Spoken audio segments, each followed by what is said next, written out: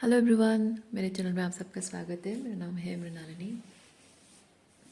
चलिए देखते हैं आज की रीडिंग में यूनिवर्स आपको क्या मैसेज देना चाहते हैं।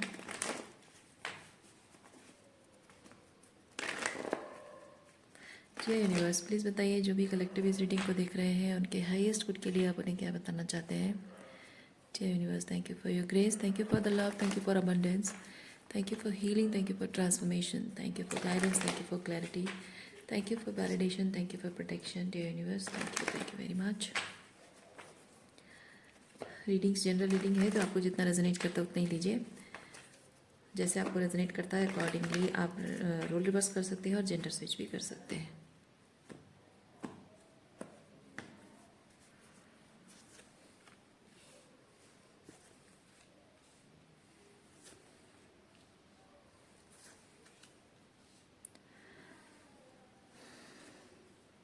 इस पर्सन की एनर्जी है जिससे आप डील कर रहे हैं, जिसको आप टॉक्सिक कहते हैं, नार्सिसिस्ट कहते हैं, मैनिपुलेटर कहते हैं। उस पर्सन के मन में आपके लिए फीलिंग्स, आपके लिए फीलिंग्स नहीं है, पर हाँ हर किसी उस इंसान के लिए वो क्रेविंग करता है, इमोशनल वैलिडेशन क्रेविंग करता है।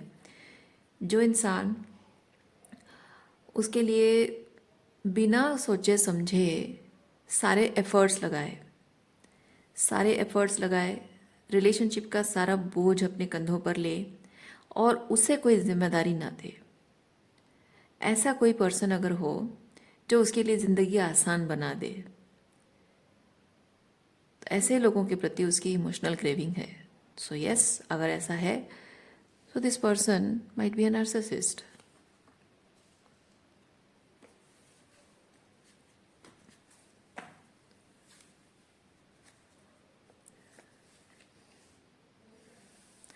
व्हील ऑफ फॉर्चून एक बदलाव को बताता है, ऐसा बदलाव जो कि ट्रांसफॉर्मेटिव है, जो कि आंखें खोलने वाली है। क्योंकि आप अपने वाइल्डेस्ट इमेजिनेशन में भी सोच नहीं सकते हैं कि कुछ ट्रांसफॉर्मेटिव हो रहा है या होने जा रहा है।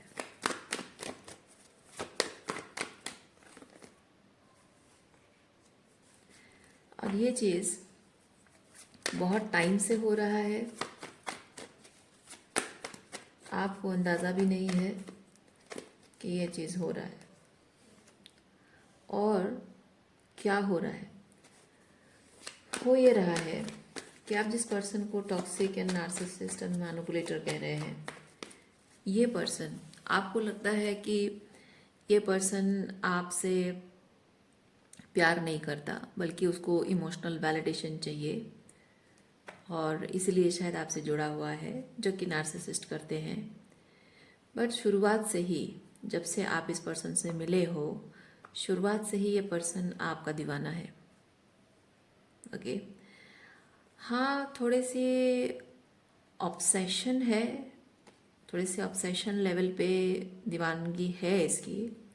सो वो काइंड ऑफ थोड़ा सा पोजेसिव दिख सकता है, और जबकि पोजेसिव है, आपके प्यार के प्रति ऑब्सेशन है, तो वो आपको खोना नहीं चाहता। 7 ऑफ कप्स के साथ ये चीज़ है कि उसके बहुत सारे ऐसे हिडन इमोशंस हैं, बहुत सारे इनर डिमॉन्स से वो डील कर रहा है, सफ़र कर रहा है, जिसकी वजह से कि वो आपके साथ रिलेशनशिप को बहुत ही डिटैच लेवल पे एक्सपीरियंस नहीं कर पा रहा है। आपके प्रति बहुत सारा अटैचमेंट है, खो देने का डर है। आप कहोगे कि मैं कहाँ उसे छोड़ के जा रही हूँ, मैं तो हूँ उसके साथ। पर बात ये नहीं है कि आप उसके साथ हो, बात यह है कि उसको पता है कि वो जिस तरह से बिहेव कर रहा है, या जिस तरह से वो अपने आप को देख रहा है, या उसका बिहेवियरल पैटर्न जो भी है, उस हिसाब से आप उसे छोड़कर चले जाओगे। इस बात के लिए वो खुद अंदर से श्योर है। आप जाना नहीं चाहते हो, लेकिन उसे पता है कि वो जैसा इंसान है या जिस तरह से वो बिहेव करता है, बिहेवियरल पैटर्न, उससे वो लोगों को अपने आप से पुश कर देता है। पर इस बार आपसे जो वो मिला है वो आपको खोना नहीं चाहता है। पास में वो लोगों को खोता रहा है, लेकिन उसको उतना ज़्यादा फर्क नहीं पड़ता था। इस बार वो आपको खोना नहीं चाहता है, क्योंकि आप कुछ डिफरेंट हैं, आप दूसरों से अलग हैं, आप ख़ास हैं। आपके अंदर खासियत है कि आप इस पर्सन को वो एक्सपीरियंस कराते हो जो उसे दूसरे किसी रिलेशनशिप ने नहीं एक्सपीरियंस कराया है। यानी कि आपका जो प्यार है वो बहुत इंटेंस, बहुत रोमांटिक, बहुत ही पैशनेट नहीं, हाँ हो भी सकता है, लेकिन अपार्ट फ्रॉम दैट आपका जो कनेक्शन है उसमें वो ये चीज़ देखता है कि आप उससे अनकंडीशनल लव करते हो। आपका प्यार निस्वार्थ है, आपके प्यार में वो प्योरिटी है, वो प्योर लव है, जो प्योर लव उसे ज़िंदगी में कभी नहीं मिला है।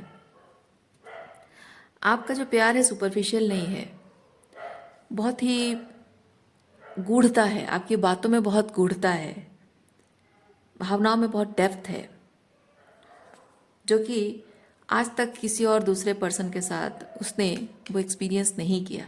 उस एम्प्रेस एनर्जी को जो आप में एक्सपीरियंस किया, किसी और के साथ नहीं किया उसने। इसलिए अगर वो आपसे दूर भी है, आपसे बात भी नहीं कर रहा है, तब भी ये इंसान किसी और की तरफ प्यार भरी नज़र से देख नहीं पा रहा है, किसी और के साथ रिलेशनशिप के बारे में सोच भी नहीं पा रहा है, किसी और के बारे में ख्याल भी नहीं आ रहा है उसके, जो कि उसके साथ पहली बार हुआ है। पहले ये चीज़ था कि हाँ, एक के साथ उसका लड़ाई झगड़ा हो गया, फिर दूसरी तरफ डिस्ट्रैक्शन, आराम से डिस्ट्रैक्ट हो जाता था, फिर तीसरा इसके साथ कोई प्रॉब्लम हो गया, फिर किसी और के साथ कोई डिस्ट्रैक्शन हो गया। सो बहुत इजीली दूसरे डिस्ट्रैक्शंस में वो आराम से अपने आप को संभाल लेता था। लेकिन इस बार वो किसी और पर्सन में अपने आप को डिस्ट्रैक्ट नहीं कर पा रहा है,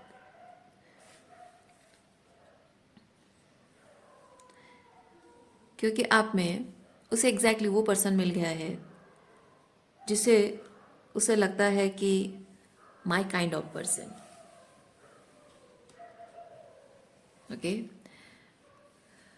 आपकी बातों ने उसे बहुत हर्ट किया है। जब आपने उसको कॉल आउट किया, उसकी शैडो दिखाई आपने, तो आपकी बातों ने नो डाउट उसे बहुत हर्ट किया है। लेकिन उसको ये पता है कि आप जो बातें कहते हो सही बात करते हो, किंग ऑफ सॉर्ड्स। एंड ये जो किंग ऑफ वॉन्ड्स आप देख रहे हैं, किंग ऑफ वॉन्ड्स से ये चीज़ है कि आपका जो पर्सन है ना, जितना ज़्यादा आपसे डांट खाता है, आपके प्रति उसका प्यार और प्यार तो नहीं, आपके प्रति उसका वो अट्रैक्शन बढ़ता जाता है, पैशन बढ़ता जाता है। क्योंकि ये पैशन सेक्सुअल नहीं है, ये पैशन है उसके अंदर का, उसके अंदर का जो इनर मैस्कुलिन एनर्जी है, उसकी जो ऑथेंटिसिटी है वो एक्टिवेट हो रही है। उसका हाउ कैन आई एक्सप्लेन, उसका कहीं ना कहीं सोलर प्लेक्सस एम्पावरमेंट हो रहा है, उसकी inner masculine power rise up कर रही है। वो अभी अगर डिस्टॉर्टेड मैस्कुलिन एनर्जी में है बिकॉज ऑफ दिस इनर डिमॉन्स, वो डिस्टॉर्टेड मैस्कुलिन एनर्जी में है, तो आपसे बात करके कहीं ना कहीं डांट खा के उसको ये चीज़ लग रहा है कि जो भी आप बात बोल के डांट रहे हो वो उसके भले के लिए कह रहे हो, और उसकी वजह से आपके प्रति खिंचाव और ज़्यादा महसूस हो रहा है, because it's bringing in that divine masculinity from with in himself और हरसेल्फ, जो भी है। ओके, सो अपने आप को फील कर पा रहा है कि जिस जिस तरह से, मतलब आप डांट कर उसे जो बनने के लिए कह रहे हो ना, वो कहीं ना कहीं उसके अंदर हिडन है।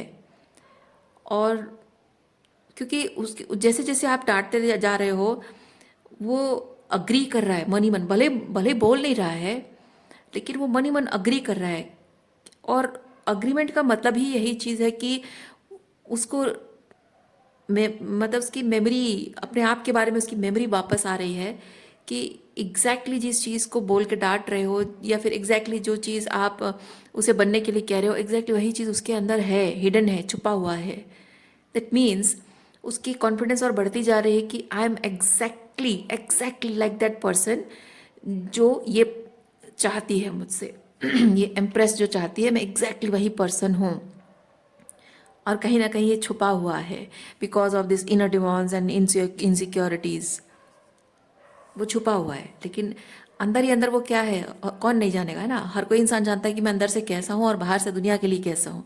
सो बाहर से दुनिया के लिए भले ही वो जैसा भी हो, लेकिन अंदर से वो कैसा है, वही चीज़ आप डिपिक्ट कर रहे हो। और इसीलिए उसका कॉन्फिडेंस बढ़ता जा रहा है कि वो वही है जो आप चाहते हो। सो उसकी वजह से आपको लेकर उसका ऐसा फीलिंग है कि I am not that king of wands, I am that emperor and I need to show up like an emperor because my empress needs me. Okay, ऐसी वाली एनर्जी है। देखिए एम्परर,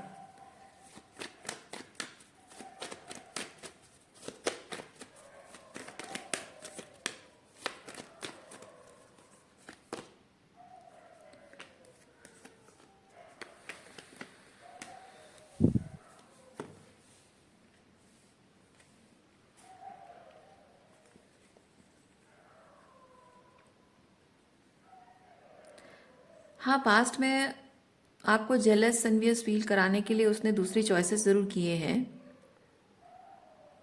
क्योंकि उसका जिस तरह से खुद अपने आप में बहुत इनसिक्योर पर्सन रहा है, उसकी वजह से आपको वापस पाने के लिए, आपको जलाने के लिए, आपको गलत साबित करने के लिए, कि अभी कभी आपको नीचा दिखाने के लिए, या आपको वापस खींचने के लिए अपनी तरफ, कुछ ना कुछ किसी भी तरह से बस दूसरे ऑप्शंस को उसने ट्राई किया है। और ये जो दूसरे ऑप्शंस उसने ट्राई किए हैं, उससे उसने आपको बहुत गुस्सा दिलाया है, उसको पता है।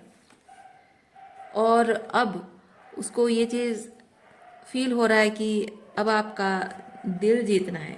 आपको इस तरह से ट्रिगर करके, आपको इस तरह से गुस्सा दिलाकर, आपको जेलस फील करा के उस तरह से आपका प्यार नहीं पाया जा सकता है। आपका दिल जीतना है।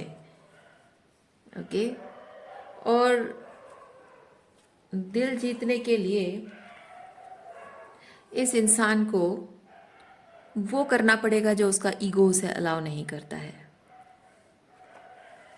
हालांकि उसे ये चीज़ समझ में आ रहा है, लेकिन उसका ईगो उसे अलाउ नहीं कर रहा है, और वो है अपने मन की बात बताना। ओके, हो सकता है पास्ट में आपने इस इंसान को ये जताया हो कि तुम मेरी विश फुलफिलमेंट हो, और शायद वो उस इमेज को वहीं बनाए रखना चाहता था। लेकिन अब इसको ये चीज़ लगता है कि मैं अगर अपनी फीलिंग्स उसे बताऊं, मतलब आपको एम्प्रेस को अगर मैं अपनी फीलिंग्स बताऊं कि तुम मेरी विश फुलफिलमेंट हो, मैं क्या तुम्हारी विश फुलफिलमेंट हो, तुम मेरी विश फुलफिलमेंट हो, ये मुझे बताना पड़ेगा, और तभी जाकर एम्प्रेस मुझे मिलेगी।